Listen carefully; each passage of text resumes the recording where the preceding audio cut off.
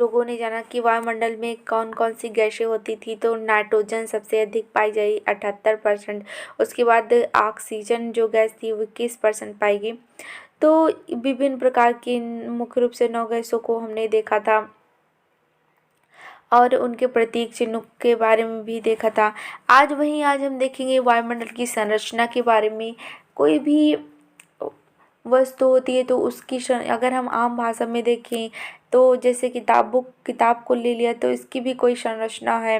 हमारी पृथ्वी है तो उसकी भी संरचना होती है, उसी प्रकार से हमारा वायुमंडल है तो उसकी भी एक संरचना है। इन सब में जो है प्रमुख अगर हम बात करें तो जो आते हैं वैज्ञानिक, उनके बारे में आज हम देखने का प्रयास करेंगे कौन कौन से वैज्ञानिक हैं। तो टिजरेंस डीबोर्ड, ये जो वैज्ञानिक इन्होंने ही वायुमंडल की जो परतें हैं उसके बारे में पता लगाया था। क्षोभ सीमा का इन्होंने नामकरण किया, समताप का नामकरण किया। नेपियर, सा, पिकार्डी, फेडरल और कैनरी महोदय ने जो थी वो कैनरी हैविसाइड लेयर, ई लेयर की बात की, जो कि आयन मंडल में पाई जाती हैं। E layer, F layer, D layer, ये विभिन्न प्रकार की लेयर पाई जाती है। फेरल महोदय ने विभिन्न प्रकार फेरल महोदय ने वायु की गतियों के बारे में बताया था कि किस प्रकार इन लोगों का जो है कि जलवायु विज्ञान में बहुत ही महत्वपूर्ण योगदान है। और वायुमंडल में की संरचना में परतों के बारे में जानेंगे कि किस प्रकार से इन वैज्ञानिकों का योगदान रहा है। अब आइए देखते हैं विभिन्न वायुमंडल के विभिन्न परतों के बारे में कि कौन कौन सी परतें हैं।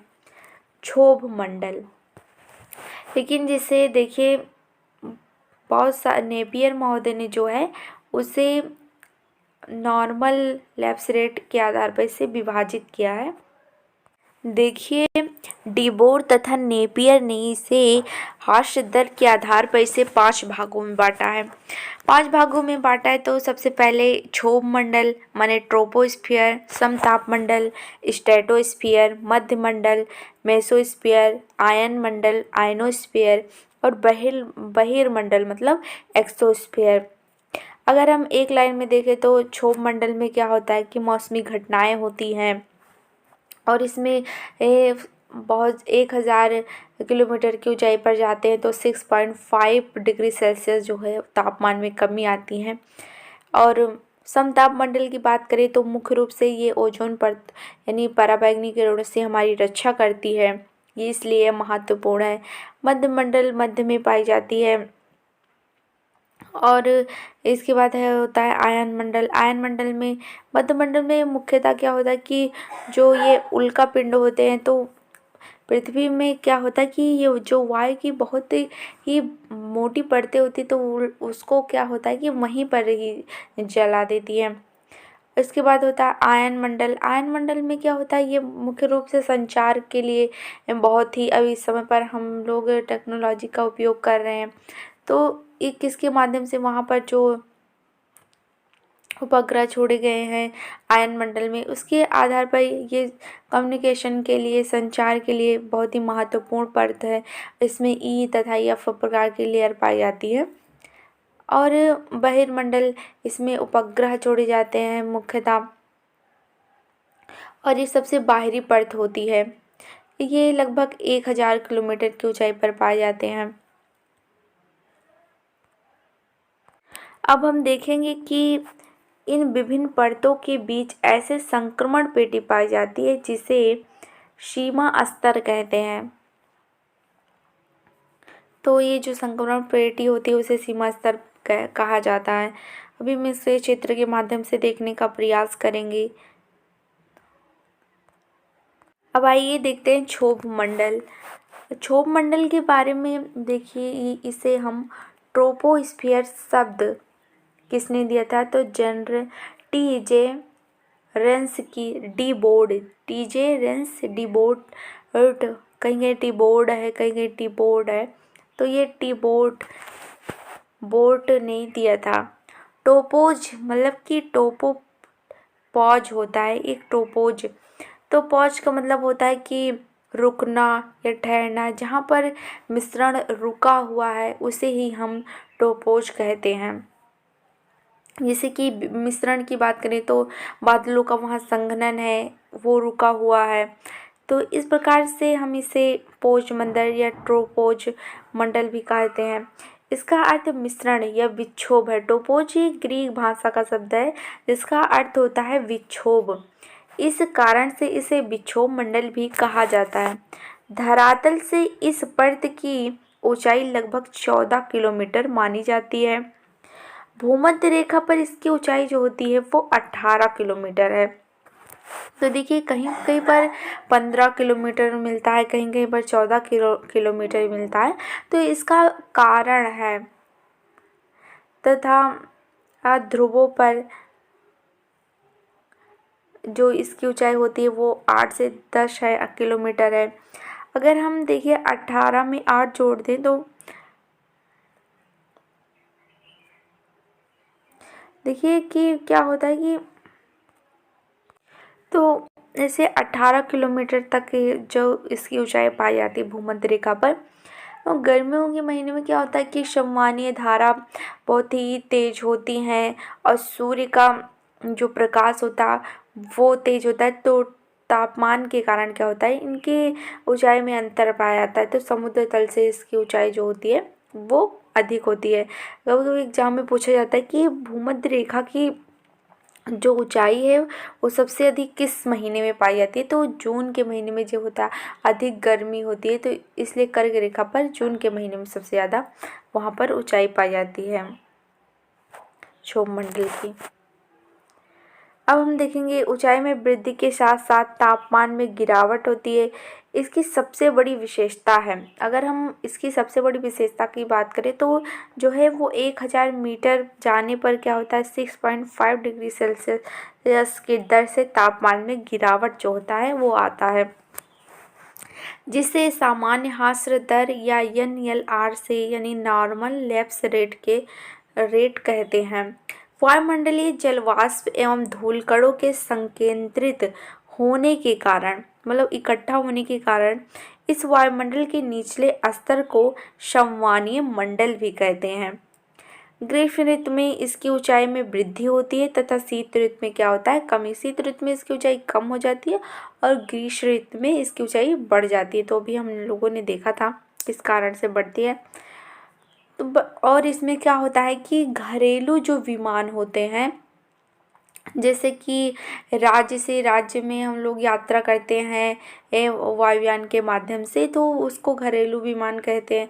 तो ये सब जो विमान उड़ाए जाते हैं हेलीकॉप्टर वगैरह वो क्षोभ मंडल में ही उड़ाए जाते हैं। और जो अंतर्राष्ट्रीय विमान होते हैं वो समताप मंडल में उड़ाए जाते हैं। तो इस प्रकार से अगर हम मोटे तौर पर देखें कि क्षोभ मंडल का क्यों महत्व है, तो इसमें मौसमी घटनाएं होती हैं। तो कौन कौन सी मौसमी घटनाएं होती हैं उसके बारे में थोड़ा जान लेते हैं कि किस तरीके से इसमें कौन कौन सी मौसमी घटनाएं होती हैं। तो जैसे कि वर्षा हो गया, वर्षण हो गया। देखिए वर्षा और वर्षण में हम लोगों ने पहले पढ़ा था कि वर्षा 3 प्रकार की होती हैं, संवहनीय वर्षा, पर्वतीय वर्षा, चक्रवाती वर्षा। और यही वर्षा मतलब कि वर्षा का ही एक रूप है वर्षण। जब क्या होता है कि वर्षण ठोस द्रव गैस के रूप में होता है, जब यह कोहरे के रूप में होता है तो गैस के रूप में, जब यह बूंदों के रूप में होता है तो द्रव्य के रूप में, और जब ठोस के रूप में यानी बर्फबारी होती है तो वो जो होता है वो ठोस के रूप में होता है। तो इसमें ओलावृष्टि, चक्रवात, ये सभी जो होते हैं वो ये सभी मौसमी घटनाएं जो होती है वो क्षोभ मंडल में होती है। इसे परिवर्तन मंडल के नाम से भी जाना जाता है। अब हम देख और मुख्यतः आप ये ज़रूर याद रखें कि इस मंडल में 1000 मीटर की ऊंचाई पर जाने पर 6.5 डिग्री सेल्सियस तापमान में कमी आती है। अब हम देखेंगे, अब आइए देखते हैं समताप मंडल के बारे में। तो समताप मंडल में हमने जाना कि पहले आइए थोड़ा इसके बारे में जान लेते हैं इसमें क्या होता है, वायुमंडल के इस परत का प्रारंभ स्ट्रेटोपॉज, तो स्ट्रेटोपॉज, टोपोपॉज, ये सब ग्रीक भाषा के शब्द होते हैं। इसकी औसत ऊंचाई लगभग 30 किलोमीटर मानी जाती है। इस स्तर पर में ऊंचाई में वृद्धि के साथ जो होता है वो तापमान का गिरना इसमें क्या होता है, समाप्त हो जाता है। इसे समताप मंडल कहा गया है। तो इस समान ताप, जहाँ पर समान ताप हो उसे समताप मंडल कहते हैं।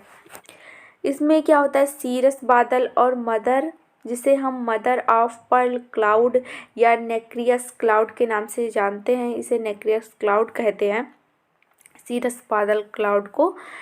ये समताप मंडल में ही पाए जाते हैं और 15 से 35 के मध्य सर्वाधिक सांद्रण होता है। अत्यधिक ओजोन वाली निचली परत को ओजोन सांद्रण कहा जाता है। अन्य गैसों की अपेक्षा ओजोन सौरिक विकिरण का अधिक भाग सोख लेता है तथा सूर्य से आने वाली पराबैंगनी किरणों को छानने का कार्य करता है। जैसे देखिए समताप मंडल में क्या होता है कि 20 से 25 किलोमीटर की लगभग ऊंचाई पर जो होती है वो ओजोन परत पाई जाती है। ये मुख्य रूप से सूर्य से आने वाली जो पराबैंगनी किरण होती है, जो हानिकारक होती हैं, उनसे जो हमारी रक्षा करती है, पृथ्वी की रक्षा करती है, जिसे पृथ्वी का सुरक्षा कवच कहा जाता है। और या इसलिए कभी कभी परीक्षाओं में पूछा जाता है कि ओजोन परत किस मंडल में पाई जाती है, तो ओजोन परत जो होती है वो समताप मंडल में पाई जाती है। और अगर देखिए धीरे धीरे क्या हो रहा है कि ओजोन परत में क्षरण हो रहा है, तो क्षरण होने से भी इसका प्रमुख प्रभाव पड़ रहा है, स्किन प्रॉब्लम हो रही है और कैंसर, मुख्य रूप से कैंसर हो रही, लेकिन ये कैंसर की जो समस्याएं बढ़ रही हैं। अगर हम बात करें किसके कारण हो रहा है, तो इसमें एक गैस होती है जो कि इस क्लोरोफ्लोरिन यानी CFC जो गैस होती है, क्लोरोफ्लोरोकार्बन जो गैस होती है, वो इसे प्रभावित करती है। अगर हम बात करें ओजोन को किस में नापा जाता है, तो ओजोन को डाप्सन में नापा जाता है। इस प्रकार से आप ये छोटी छोटी चीज़ें इसमें लिख सकते हैं। मुख्यतः अगर ये अति लघु उत्तरीय प्रश्न में पूछा जाए तो आप 50 वर्ड में आसानी से लिख सकते हैं समताप मंडल के बारे में। देखिए समताप मंडल में क्या होता है कि हाइट बढ़ने पर क्या होता है कि तापमान भी यहाँ पर बढ़ने लगता है, तो इसे हम तापीय विलोमता कहते हैं। और ये मुख्यतः हर जगह क्या होता है कि हाइट बढ़ने पर तापमान में क्या होता है कि कमी आ जाती है, लेकिन यहाँ पर जब हाइट बढ़ने पर तापमान में कमी आती है तो इसे हम नॉर्मल लैप्स रेट कहते हैं, जो कि हम लोग क्षोभ मंडल में देख रहे थे। लेकिन यह समताप मंडल में आते तो हाइट बढ़ने पर तापमान भी बढ़ने लगता है और इसमें अंतर्राष्ट्रीय वायुयान उड़ाए जाते हैं। ये ओजोन परत से हमारी इसमें ओजोन परत पाई जाती है और सीरस बादल पाए जाते हैं। ये मुख्य रूप से आप याद कर सकते हैं। अब आइए हम देखते हैं मध्य मंडल के बारे में। देखिए मध्य मंडल का जो विस्तार है वो 50 से लेकर 80 किलोमीटर की ऊंचाई पर ये मंडल पाया जाता है और इस मंडल में नेक्टिलूसेंट बादलों के ध्रुव ऊपर गर्मियों में दर्शन देते हैं। मध्य मंडल में अगर हम बात करें तो इसमें क्या होता है कि ये मंडल जो होता है वो उल्का पिंड होते हैं, उल्का पिंड से क्या करता है, सुरक्षा प्रदान करता है। यानी जो उल्का पिंड पृथ्वी पर गिरने वाले होते हैं वो मध्यमंडल में ही गिरकर क्या होते हैं, नष्ट हो जाते हैं। इससे क्या होता है कि उसमें जब उल्का में जब चमक उत्पन्न होती है तो उससे क्या होता है, बादलों पर जब ये चमक पड़ती है तो वो चमकने लगते हैं, जिसे हम निक्रिय यानी कि नेक्टिलूसेंट बादलों की संज्ञा प्रदान करते हैं, जो मुख्यतः गर्मियों के महीनों में दिखाई देते हैं। अब हम देखेंगे कि अगर देखा जाए तो मध्यमंडल में क्या याद रखा जा सकता है, तो मुख्य रूप से ये उल्कापिंड से हमारी सहायता करते हैं, सुरक्षा प्रदान करते हैं। अब हम देखेंगे आयन मंडल के बारे में। ये देखते हैं आयन मंडल के बारे में कि आयन मंडल में क्या होता है। थोड़ा इसको देख लेते हैं, फिर संक्षिप्त में देखने का प्रयास करते हैं। इस परत में गैसों का आयनीकरण होता है। इस मंडल में डी, ई, एफ, जी परतें पाई जाती हैं। ई परत को जो है वो कैलोरी हेविसाइड परत के नाम से जाना जाता है, क्योंकि इसका जो प्रयोग, इसकी खोज कैलोरी महोदय ने की थी। इस परत में मध्य एवं उच्च आवृत्ति वाले रेडियो तरंगों को परिवर्तित करके पृथ्वी की ओर वापस भेज देती है। यह परतों को अपलेटियन परत के नाम से जाना जाता है, यानी कि अपलेटन परत के नाम से जाना जाता है। अपलेटन महोदय ने इसकी खोज की थी। अगर हम बात करें ई और एफ परतों में, मुख्यतः ये ई और एफ परतें महत्वपूर्ण हैं आयनीकरण की दृष्टि से, क्योंकि इसमें आयनीकरण होता है। कम्युनिकेशन, दूर संचार के लिए ये उपयोगी परत है। तो आइए देखते हैं, थोड़ा ई और एफ परतों के बारे में हम जान लेते हैं। तो देखिए, अगर हम ई परतों की बात करें, जो ई परतें हैं, ई लेयर, ये ultraviolet range plus ultraviolet range, यानी कि अल्ट्रावायलेट रेंज से नाइट्रोजन का ये आयनीकरण करती हैं। जब ये अल्ट्रावायलेट रेंज से नाइट्रोजन का आयनीकरण करती हैं, तो ई लेयर का जो होता है वो निर्माण होता है। अगर हम बात करें कि ये लेयर कब दिखाई देती है, तो ये दिन में जो होती है वो क्या होती है, दृश्य होती है, दिखाई देती है। और ये क्या करती है, तो लॉन्ग वेव को क्या करती है, रिफ्लेक्ट करती है, परावर्तित करती है। इसका प्रयोग जो होता है वो शॉर्ट कम्युनिकेशन के लिए किया जाता है। तो ये रही ई परतों के बारे में मुख्य जानकारी, और इसकी खोज कैलोरी हेविसाइड महोदय ने की थी। अब हम जानेगा बहिर्मंडल के बारे में। तो बहिर्मंडल जो होता है वो इसे हम इंग्लिश में एक्सोस्फीयर के नाम से जानते हैं, और इसमें मुख्यतः भारत के IRS जो उपग्रह वो स्थापित किए जाते हैं।